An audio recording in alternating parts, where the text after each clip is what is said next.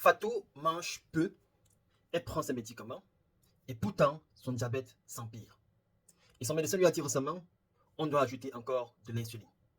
Fatih ne comprend pas, elle est un peu tourmentée et sûrement beaucoup de personnes sont dans le même cas que Fatou. Les personnes qui ne mangent pas beaucoup, mais que voilà, le diabète continue. Alors si vous êtes cette personne-là, ou alors si vous connaissez une personne qui est dans ce même cas, restez avec moi jusqu'à la fin parce que je vais vous expliquer dans un langage très simple ce qui se passe exactement dans votre corps. Et à la fin, je vais donner des astuces naturelles pour pouvoir combattre ce cercle vicieux.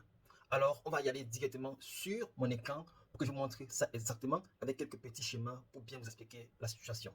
Alors, Fatou a 52 ans, elle vit à Dakar et elle est souvent pas bien. Il y a 3 ans, son médecin lui a diagnostiqué son diabète et du coup, elle a tout changé. Elle mange moins, elle ne prend plus du sucre dans son thé, mais voilà, malgré qu'elle prend ses médicaments chaque jour, il y a toujours sa glycémie qui est haute. Et maintenant, son médecin lui a dit qu'il faut qu'elle commence à prendre de l'insuline. Fatou se retrouve choquée et elle m'a dit récemment, mais je fais tout bien, pourquoi je dois encore passer aux injections? Ce que Fatou ne sait pas, c'est qu'elle est victime de ce qu'on appelle l'insulinorésistance. Et c'est un peu un problème qui est silencieux. Et c'est pourquoi c'est assez courant chez nous en Afrique aujourd'hui. Alors, je vais vous expliquer exactement ce qui se passe. On va commencer par comprendre exactement le rôle d'un organe qu'on appelle le pancréas. Donc, on va commencer par cette base-là. Dans notre ventre, on a un organe, un tout petit organe là comme ça, qu'on appelle le pancréas. Et le pancréas, son rôle, il a deux rôles. Mais aujourd'hui, on va insister sur un seul rôle, c'est-à-dire son rôle hormonal qui est endocrinien. C'est-à-dire fabriquer de l'insuline. Pas des cellules, bon. Pour ne pas entrer dans trop de thèmes médicaux, il y a des cellules qui vont fabriquer une hormone spéciale qu'on appelle l'insuline. Et l'insuline, son rôle, c'est d'aider le sucre qu'on mange à entrer dans nos cellules. Et une fois que le sucre entre dans les cellules, c'est là que ça va former de l'énergie qui va nous aider à pouvoir être en forme. Ou alors le stocker, on verra ça plus tard.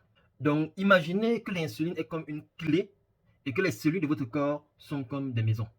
Et le sucre, ou encore le glucose, une fois que c'est dans le sang, c'est lui qui est le visiteur qui doit entrer dans la maison. Alors, si on a une bonne clé, qui est l'insuline, le sucre va entrer. Et sans la bonne clé, le sucre reste bloqué dehors, c'est-à-dire dans le sang. Je prends l'exemple simple. Si vous mangez un plat de riz, un plat de foufou, alors le riz va aller se transformer en sucre dans le sang. Et l'insuline va être sécrétée par le pancréas. Et quand il va arriver, il va prendre le sucre, ouvrir la porte des cellules afin que le sucre puisse entrer dans les cellules. Et si tout va bien, les cellules vont écouter l'insuline. Et bien ici, tout va bien. Mais il y a des cas où, voilà, les cellules n'écoutent plus. C'est ce qu'on va voir par la suite. Mais avec le temps, si on mange trop souvent, si on mange trop sucré, si on grignote beaucoup à chaque moment, nos cellules vont finir par se fatiguer. Ce ne sont pas des robots. Ils vont se fatiguer. Et quand ils se fatiguent, ils deviennent ainsi insensibles à l'insuline. C'est-à-dire qu'ils ne répondent plus à l'insuline. C'est un peu comme si la serrure que l'insuline va utiliser, puisque l'insuline est la clé, c'est un peu comme si la serrure se rouillait. Et lorsque l'insuline essaie de l'ouvrir, la porte ne s'ouvre plus. Alors qu'est-ce qui se passe? Le sucre ne peut plus entrer dans les cellules. Il va alors rester circuler dans le sang. C'est ça qui fait que la glycémie augmente. La glycémie, c'est le taux de sucre dans le sang. Et que fait le pancréas? Vu que le sucre ne fait qu'augmenter dans le sang, il va répondre. Il va dire, tiens, je vais encore envoyer plus d'insuline. Et voilà, ça ne marche pas mieux. Et voilà comment ton corps tourne à rond.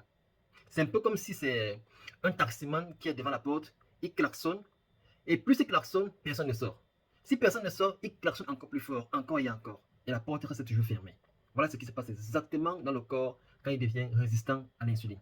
Maintenant qu'on a compris ça, maintenant je peux vous faire le parallèle pour que vous compreniez exactement ce que c'est que le diabète. Le diabète, on a deux types de diabète. On a le type 2 et le type 1.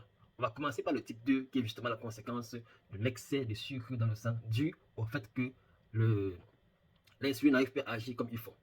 Donc, quand le sucre reste bloqué dans le sang, c'est ce qu'on appelle l'hyperglycémie. Et pour pouvoir le voir, on va faire des tests glycémiques.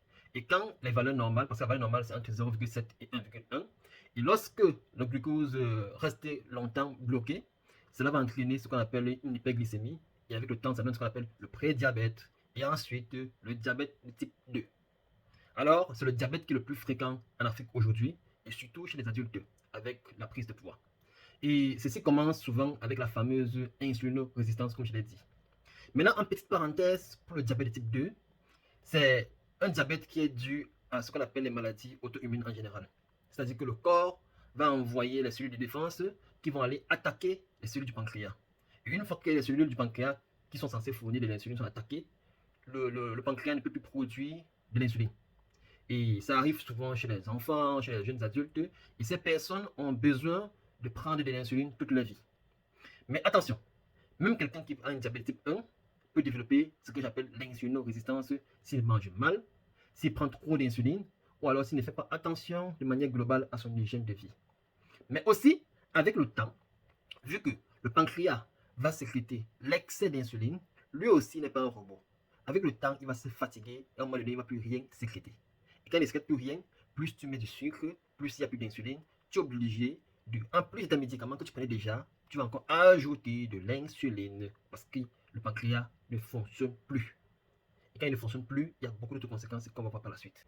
Alors, lorsque le sucre ne peut pas entrer dans les cellules, il est transformé par le foie en graisse. Et très souvent, c'est la mauvaise graisse, ce qu'on appelle les triglycérides et le mauvais cholestérol. Ça va rester circuler dans le sang. Et plus ça circule dans le sang, plus ça peut avoir des conséquences. Ça va se coller aux artères. Et quand ça se colle aux artères, cela peut causer ce qu'on appelle l'athérosclérose. Ça va amener la coagulation au niveau des petits vaisseaux qui irriguent le cœur et le cerveau. Et quand ça bouche les vaisseaux qui irriguent le cœur, cela peut entraîner un infarctus, une crise cardiaque. Quand ça bouche les vaisseaux qui vont irriguer le cerveau, ça va entraîner un AVC.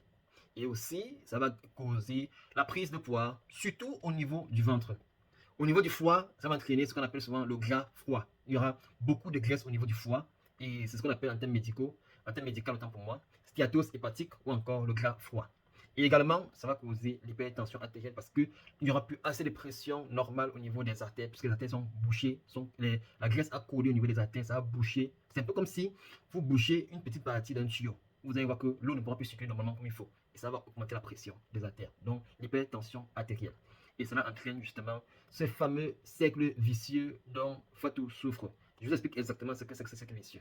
Alors, voici exactement ce qui se passe aujourd'hui dans le corps de beaucoup de personnes. Et malheureusement, ils ne se rendent pas compte. Première des choses, c'est qu'on mange un repas qui est trop riche. Souvent, c'est beaucoup de sucre, des aliments transformés. Et cela va entraîner une augmentation du taux de sucre dans le sang. Et une fois que le sang est augmenté, le sucre est augmenté dans le sang, le pancréas va envoyer l'insuline comme on a vu. Et l'insuline va être là, il va prendre le sucre, mais comme les cellules n'arrivent plus à bien écouter l'insuline, ce qui va entraîner l'insulinorésistance, le reste du sucre va rester circuler longtemps dans le sang. Et plus le sucre est dans le sang, plus le pancréas sécrète de l'insuline, ce qui va faire un excès d'insuline. Et plus il y a un excès d'insuline, on se rend compte que voilà, les cellules n'ont pas ce qu'il faut, et par conséquent, ils vont réclamer de l'énergie. Et vu qu'il n'y a pas d'énergie, tu auras faim. Plus tu as faim, tu as surtout envie de manger ce qui est sucré. Et plus tu manges ce qui est sucré, plus le cycle va recommencer. Parce que, tu vois un peu, mange sucré, tu as trop d'insuline, l'insuline ne réagit plus, tu as faim. Et ainsi de suite. Et c'est comme ça que le cercle vicieux recommence. Et avec le temps, le corps va s'épuiser, la glycémie va rester haute, on prend du poids, et on a toutes les maladies que j'ai citées, on est fatigué, on dort mal. C'est un vrai piège invisible. Mais la bonne nouvelle, c'est qu'on peut s'en sortir. Et c'est là qu'on va voir maintenant comment s'en sortir. On peut inverser ce que j'appelle l'insulinorésistance naturellement sans avoir à prendre des médicaments. Et voici quelques gestes simples à adapter à notre culture pour pouvoir gérer cela. Première chose, c'est qu'il faut limiter les grignotages. Il ne faut pas grignoter. Grignoter toute la journée, ce n'est pas bon. Et même si on va grignoter, il faut essayer de grignoter des choses qui sont assez saines. Un fruit, quelques noix, voilà, c'est important. Il faut manger moins de féculents. Réduire le riz, réduire le pain blanc, réduire les sémoules, réduire tout ce qui entraîne une augmentation rapide du taux de sucre dans le sang. Et les remplacer par des aliments qui sont naturels, des aliments qu'on a chez nous. On a le fougneau, on a les ignames qu'on peut faire cuire à vapeur, on a les légumes, on a les arachides, on a le moringa qui sont très bien pour pouvoir réduire le taux de sucre dans le sang. Et il faut bouger au quotidien. Il ne faut pas rester, la sédentarité ça tue. Que ce soit la marche, que ce soit la danse, que ce soit le sport qu'on fait même à la maison, c'est ce qui est recommandé. Et la cinquième chose, c'est qu'il faut laisser son corps au repos de temps en temps. Pratiquer des petites périodes de jeûne, laisser son corps reposer afin que ça puisse laisser le temps à l'insuline de redescendre. Et comme on le dit souvent chez nous, un corps qui repose l'insuline est un corps qui recommence à guérir.